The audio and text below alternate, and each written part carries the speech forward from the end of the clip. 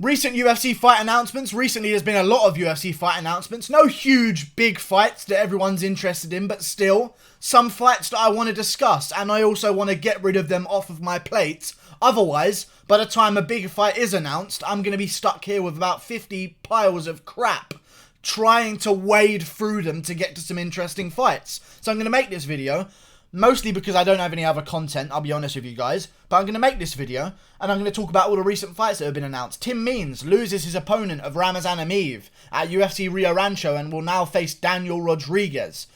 Very good. Daniel Rodriguez is somewhat dangerous, but Tim Means, I feel like this is a silver lining for him. Ramazan Emeev is a tough test. Last went to a close split decision with Anthony Rocco Martin, who's a beast. I feel like this is a good silver lining for Tim Means, because if he were to take on Ramazan Emeev, I wouldn't like his chances. Now he gets to whoop up on this young blood who has neck tattoos, I guess. Good job. Tim Means is going to win, and he should be thankful that Ramazan Emeev has fallen out. Moving on. Stevie Ray has fallen out. A lot of fallouts recently. Stevie Ray has fallen out of his fight at UFC London. Mark Diakiese will now face Jai Herbert. Jai Herbert is a fucking beast. Cage Warriors world champion. Trains at Leon Edwards' team with Leon Edwards and his brother. They have an amazing team there in the UK. I think that had this been someone other than Mark Diakiese, let's say that this was... let me try and think of a... I can't think of anyone right now, but let's say this had been someone a little bit worse than Mark Diakiese. I may have put my money on Jai Herbert, but I'm still going to go with Mark Diakiese, especially now that he's got a full camp over this guy. Maybe if this was a Jai Herbert who was coming off of a full camp, ready for Mark Diakiese, this would be a little bit more interesting, but even then, I would still pick Diakiese. So the fact that this is on short notice means that I'm picking Diakiese even more. He's still got time to train, does Jai Herbert. Doesn't have as much time as Diakiese has had, but I feel like Diakiese's going to go in there, use those calf kicks that he loves so much, and chew up Jai Herbert. Jai Herbert's a very great fighter, training at a very good gym. I just think that Mark Diakiese is a debuter. If you're making your debut and they give you Mark Diakiese, they're trying to fuck you. Like, that's just not fun. There's not a fun debut like that. It's not like he's facing some scraps to get into the UFC. They're giving him a legit contender in Mark Diakiese. That's just not fair. And I think that Mark Diakiese's going to win. But Jai Herbert has a real chance, so I'm looking forward to seeing him perform. And even if he does lose, I'm looking forward to seeing him stick around in the UFC, because he's a talent from Cage Warriors. I'm looking forward to it, and his hairline is receding. Moving on, Mackenzie Dern versus Ariane Canelosi at UFC Lincoln, Nebraska. This will take a position on the main card, even though no one's interested. However, this is a great fight. Both lookers. Mackenzie Dern, as always, looking very good. I'm not too hyped for this one, I'll be honest with you guys. I don't give a fuck. I really don't. As much as Mackenzie Dern is extremely boner creating, I just think there's a reality to the fact that she's terrible. And I'm not interested. Okay? Moving on. We go to Fabinski. Bartosz Fabinski versus Shavkat Rakhmodov. I'll try that one more time. Okay. Two guys. One of them's from some Germany. The other one's from Russia. They're fighting on the UFC London card. Rakhmonov. Very interesting fight. This Russian, I've never in my life seen a more Asian-looking Russian than Shavkat Rakhmonov. There is no way he's Russian. You will not convince me of that thing. I think Fabinski wins. Not the best fight, okay, guys? I'm just going to get through this. Maybe this is just more of a fucking roasting video than a fight breakdown video. But now Alex Morono, again, we've already spoken about this one on UFC 247 versus Carlin Williams. I would have given Carlin Williams a chance. He's got a great record. His finishing rate, he's not a knockout artist. He's not a guy that goes out there and completely blitzes through people. If he was that kind of guy, I'd give him more of a chance in a short notice upset. Because when you're on short notice, your chances are, especially when you're on short notice for a week, like this guy is, your chances are I'm going to try and get this guy out of there in the first round.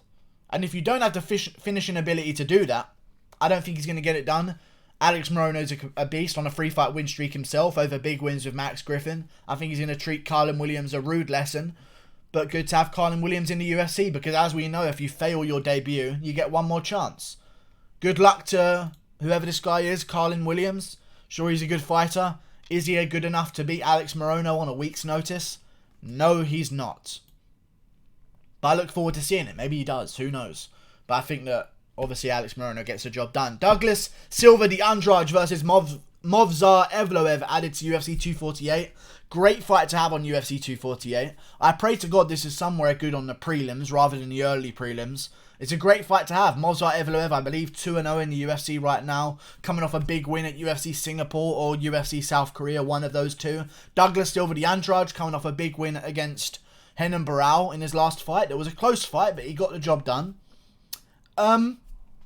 Good fight. I think Movsar's going to beat him.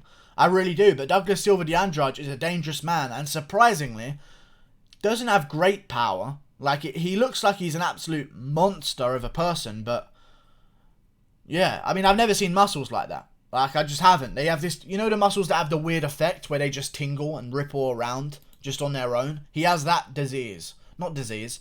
That deformity, maybe not deformity, I'm trying to avoid saying it's a bad thing. He has that gene strain of muscle.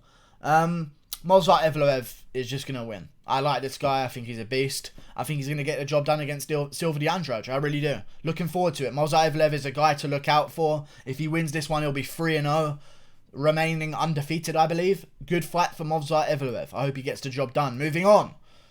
Youssef Zalal versus Austin Lingo to UFC 247.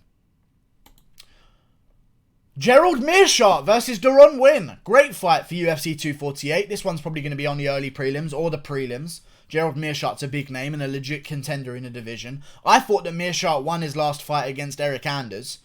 I believe it was against Eric Anders. I hope it was against Eric Anders. I think he won that fight.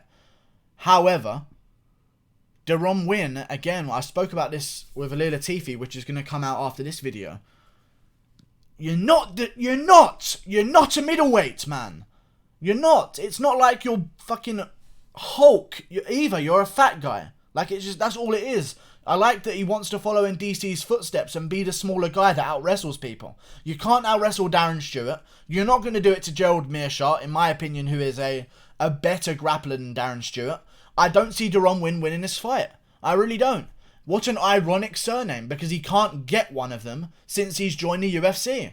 I don't think he's going to get this one. I really don't. Gerald Meerschaert's a dangerous guy. He's going to win the fight. Deron Winn is too small for middleweight. And that's just the way it works. Sorry, guys. I know there was a huge amount of hype because he trains at AKA, but guess what? Other than Khabib and DC, name another legit contender at AKA. And if you say Luis Pena, AKA has fallen off a little bit, boys. Okay, and I think we're starting to see the reality of that. And do you know why it's fallen off? Because wrestlers are getting less and less dominant because everyone's a wrestler now. Gerald Meerschaert's going to win, and it's going to be a hype train destroyed for Deron Winn, unfortunately. Moving on. Great fight. Here we go. It's actually a good one. Cody Stamann versus Raoni Barcelos. Raoni Barcelos coming off a big win over Said Nurmagomedov at UFC South Korea. Great win over Said Nurmagomedov because people were hyping up Said Nurmagomedov massively because of his surname, of course, and for no other reason. I saw through the hype, and I picked Raoni Barcelos to win.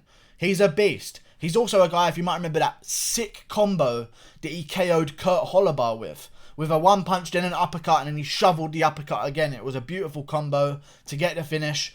Cody Stamann's a beast, though. I think Cody Stamann's going to get this one done. Raoni Barcelos, although he beat Said Nurmagomedov, he did struggle a bit. And if you're struggling with Said Nurmagomedov, trying to take him down, you're going to struggle with Cody Stamann as well. I feel like Cody Stamann gets this one done, but this is an interesting fight. I'm surprised that Cody Stamann took this one because they've been offering him the Rob Font fight for a very long time, but he clearly doesn't want that because he's taken on a young, streaking contender.